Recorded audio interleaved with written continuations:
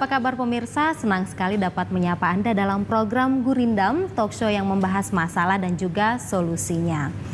Barang siapa hidup di dunia, taulah ia hanya sementara. Apabila banyak melihat dunia, tentulah banyak masalah mendera.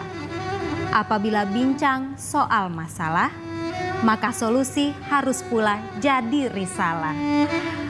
Pemirsa, perempuan adalah manajer keuangan di dalam keluarga.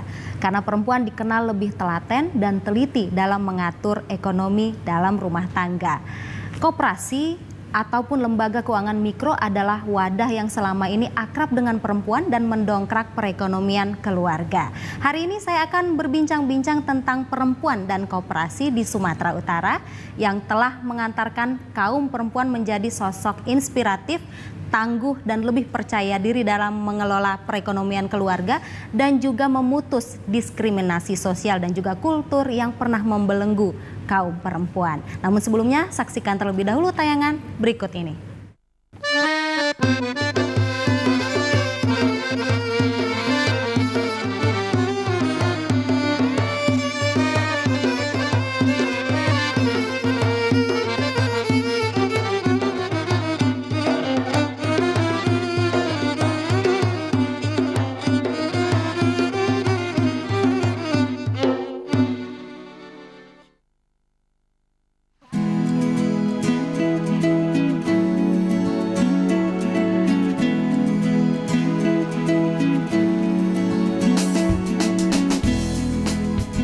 Belenggu kemiskinan dan permasalahan gender yang berimbas pada sulitnya perempuan di pedesaan dalam mengakses perbankan telah mendorong lahirnya koperasi perempuan sebagai wadah yang juga menyalurkan bakat dan potensi kaum perempuan.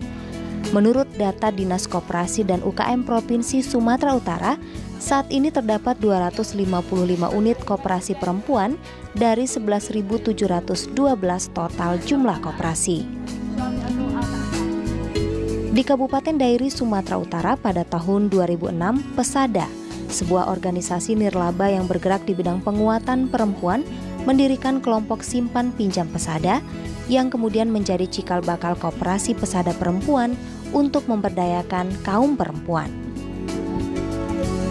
Di Medan, sebuah lembaga pengembangan usaha mikro bernama Pokmas Mandiri juga lahir untuk mendampingi dan mendukung perempuan pengusaha mikro pedesaan di beberapa wilayah Sumatera Utara seperti Kabupaten Deli Serdang dan Asahan.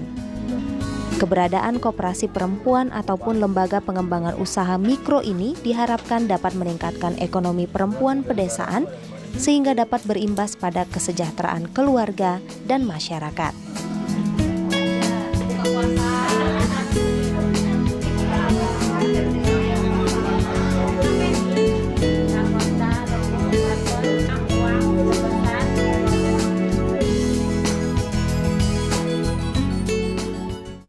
Baik pemirsa, saat ini sudah hadir bersama saya Ibu Elvina Sipayung, manajer Koperasi Wanita Pesada dari Kabupaten Dairi. Apa kabar Ibu? Baik, Manda. Jauh-jauh dari Dairi berarti ya? Iya. Ke sini, ke Medan. Baik, lumayan. Dan juga ada Dr. Rizali Haris Nasution, pendiri Pokmas Mandiri. Apa kabar dokter? Sangat baik. Sangat baik ya dok ya. Baik, kita akan langsung ngobrol nih, tapi saya ke Ibu Elvina terlebih dahulu. Sebenarnya apa permasalahan kaum perempuan di daerah Dairi sehingga ini melatar belakangi terbentuknya Koperasi Wanita Pesada? Iya, jadi pada tahun 1990 ini dilatar belakangi juga berdirinya sebuah organisasi non pemerintah di Dairi yang organisasi ormas perempuan. Pada waktu itu keterbelakangan ada salah satu suku pada waktu itu di situ, dan kita juga melihat bahwa perempuan itu sangat susah untuk mengakses kredit, mengakses informasi. Jadi Pesada pada waktu itu membuat suatu kelompok simpan pinjam. Kalau Pesada sendiri singkatan dari apa? Perkumpulan Sada Ahmo. Jadi Pesada itu adalah Perkumpulan Sada Ahmo. Yang artinya itu satu persaudaraan. Satu persaudaraannya. Jadi kita melihat di situ banyak sekali perempuan yang susah untuk seperti yang saya ucapkan tadi mengakses kredit, karena pada waktu itu bank kan belum ada. Jadi perempuan itu masih harus banyaklah administrasi yang harus dilalui perempuan itu. Misalnya mereka harus ada surat persetujuan dari surat keterangan dari kepala desa atau sampai ke kecamatan gitu ya, supaya mereka bisa mengakses uang gitu. Jadi kita melihat bahwa ini sangat perlulah untuk didirikan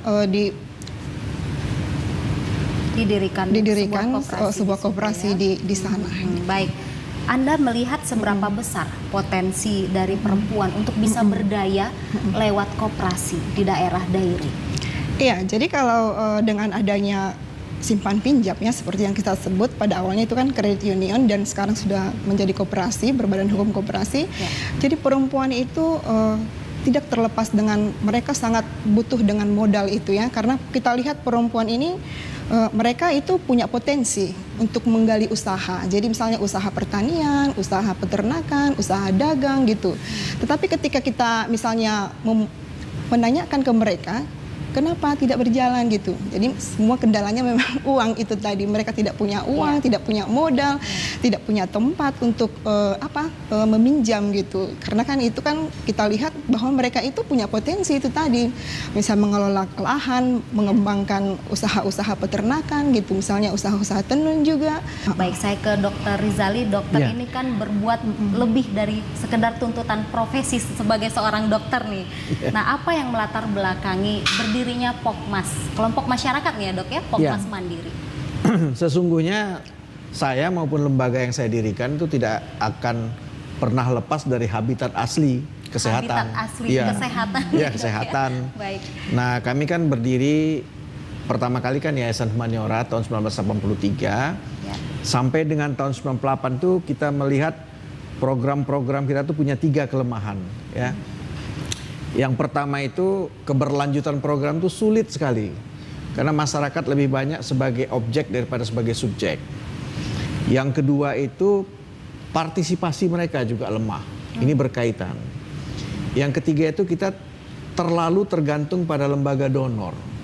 Jadi artinya kalau lembaga donornya bilang cukup setahun ya setahun, 2 tahun ya 2 tahun, atau harus pindah dari daerah desa ke pantai ya kita harus pindah ya begitu. Jadi kita terlalu tiga-tiga ini kita pikir nggak sehat untuk ini. Nah sampai tahun 98 itu kami mendiskusikan semua ini. Kita berpikir bahwa kita mesti melakukan revitalisasi.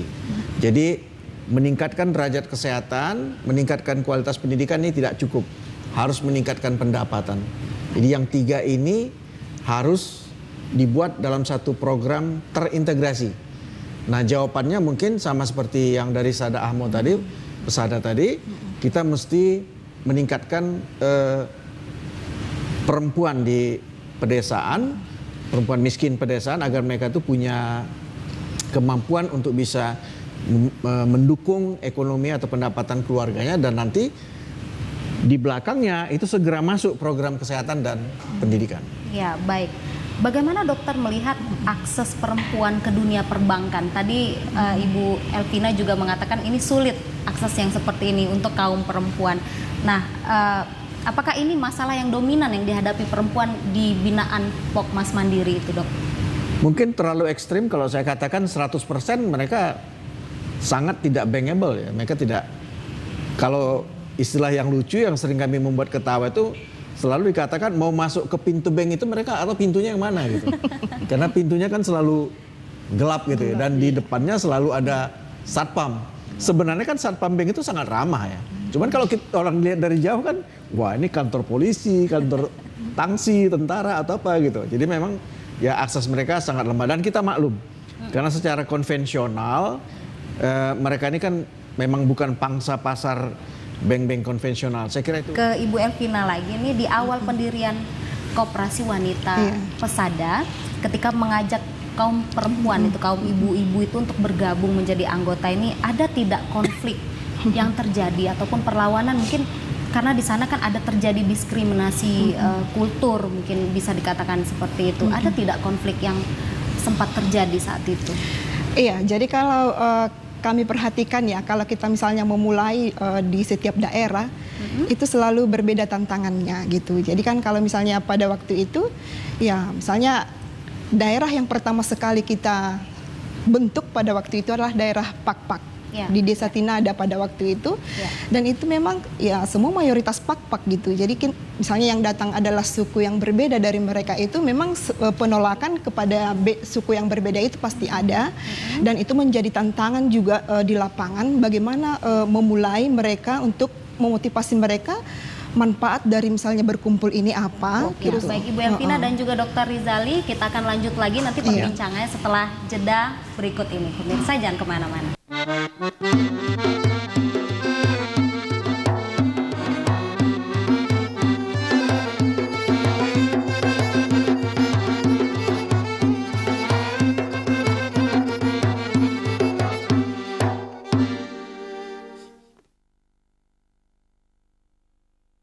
Kembali lagi di program Gurindam pemirsa, dan masih membahas tentang perempuan dan juga koperasi di Sumatera Utara bersama dengan Ibu Elvina Sipayung, manajer Koperasi Wanita Pesada di Kabupaten Dairi, dan juga ada Dr. Rizali Haris Nasution, pendiri Pokmas Mandiri. Dok, program-program apa saja ini yang digalakkan oleh Pokmas Mandiri untuk memberdayakan ekonomi kaum perempuan? Pada prinsipnya kita pertama sekali kita menemukan potensi yang ada pada pada perempuan ini.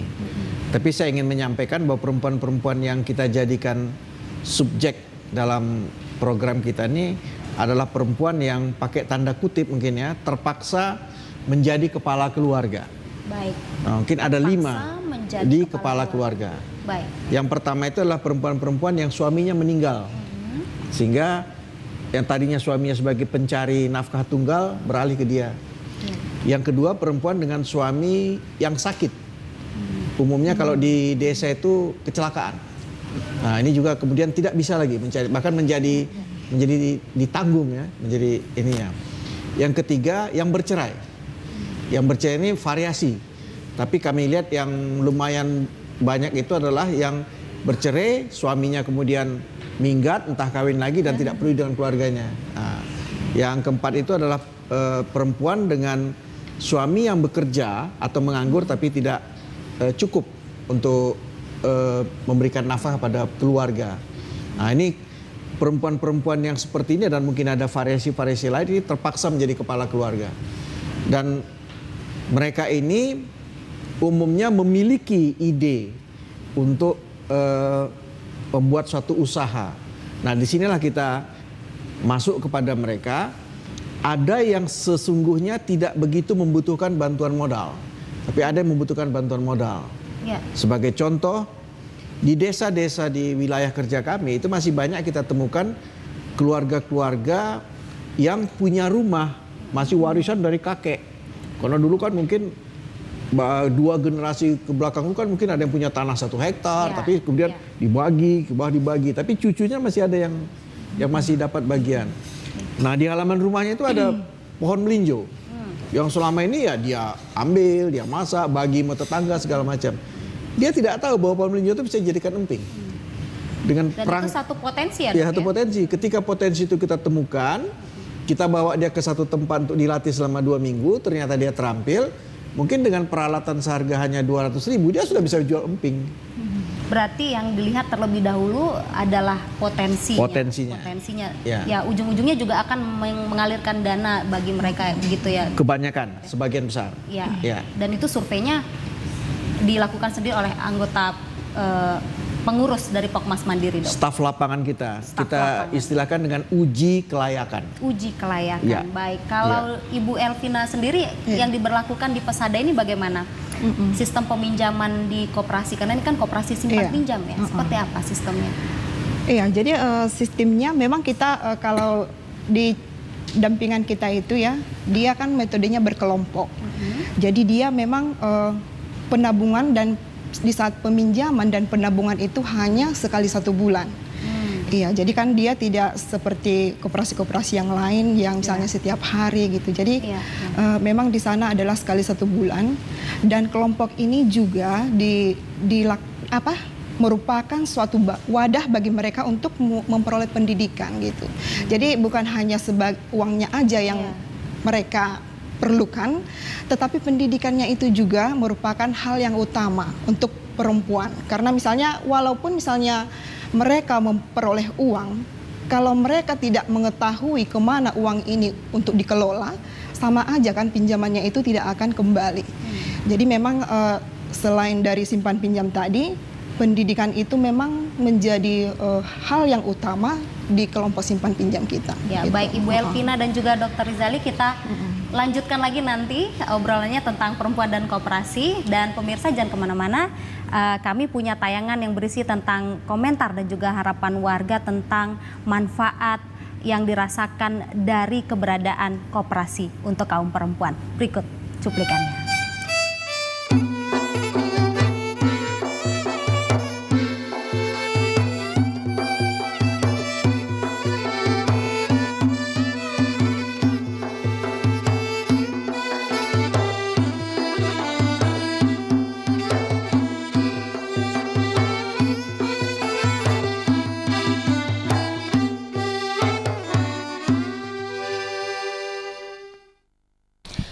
Kalau saya pikir itu 60% nggak kurang. 60% karena kita lihat di segala sektor malah ya. Di segala sektor itu perempuan dominan. Karena kita lihat khususnya di pertanian, kalau di pedesaan itu di pertanian ya, itu lebih dominan perempuan. Jadi 60% nggak kurang itu. Kita bisa berdayakan itu melalui koperasi. Sebelumnya saya berterima kasih banyak atas berdirinya Popmas Mandiri ini yang dapat membantu perekonomian bagi kami semua di Rembuk Wortel ini. Hasil dari pinjaman yang kami dapat dari sini ya membantu usaha kami untuk melancarkan dan membesarkan usaha yang kami kerjakan selama hari. Usaha apa yang Kakak jalankan? Usaha yang saya jalanin jualan-jual jus, nasi goreng, Indomie, dan yang lain-lain. Iya, jadi sebelum anggota mendapat pinjaman, ada melalui proses namanya ada uji kelayakan, latihan wajib kumpulan, kemudian uji pengesahan kumpulan. Mereka kita latih selama 3 kali berturut-turut untuk agar mereka paham tentang Popmas Mandiri. Nah, setelah itu mereka nanti boleh pengajuan pinjaman, dan pinjaman itu bertahap. Tahap pertama sebesar 1 juta rupiah. Itu tadi komentar warga, dan pemirsa kita lanjut lagi perbincangannya bersama dengan Dr. Rizali Haris Nasution dan juga Ibu Elvina Sipayung. Saya kembali ke dokter nih. Kalau dari pengembangan Popmas Mandiri ini, Dok, kendala apa saja ini yang ditemukan hingga saat ini dalam pengembangannya? Kalau dari sisi anggota kita ya, atau anggota Popmas Mandiri, ibu-ibu itu, kendala yang sangat tidak banyak. Mungkin ada kendala-kendala kecil dari segi budaya ya. Bagaimana nanti kalau mereka, misalnya pertanyaan mereka, gimana kalau kami meninggal dunia gitu, bagaimana dengan sisa pinjaman? Sisa pinjaman ini ya. Jujur sekali berarti perempuan ini. Iya, iya.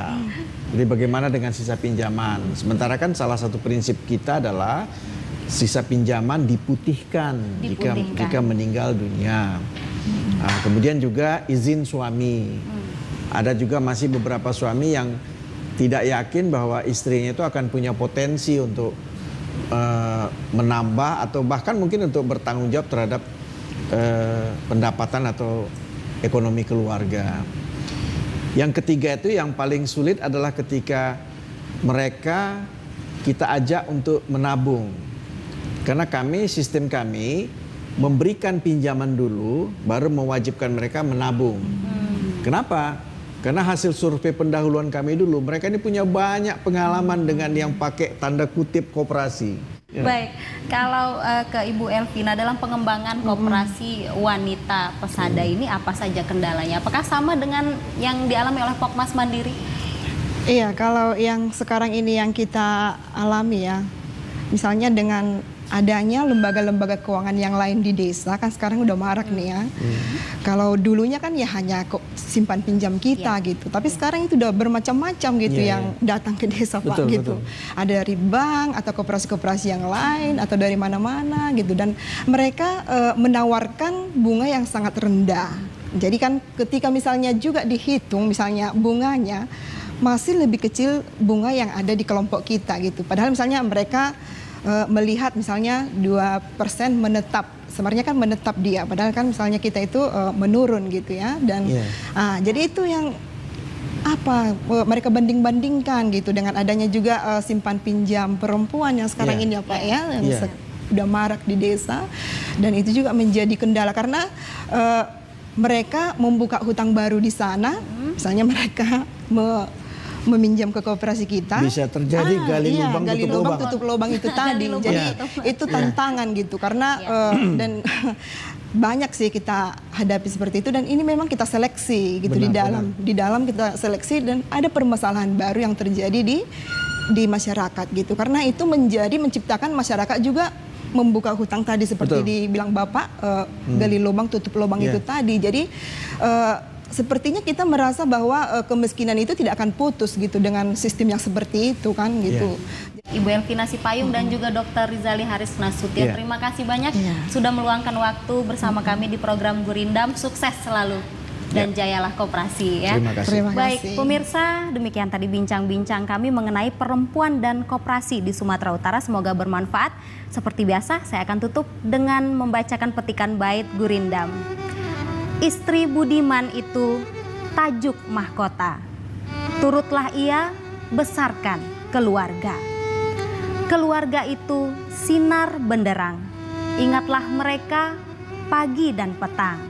Perempuan baik itu suntingan dunia, ingatlah ia terus berkarya. Semoga bermanfaat. Saya Rahma Mandasari undur diri, sampai jumpa.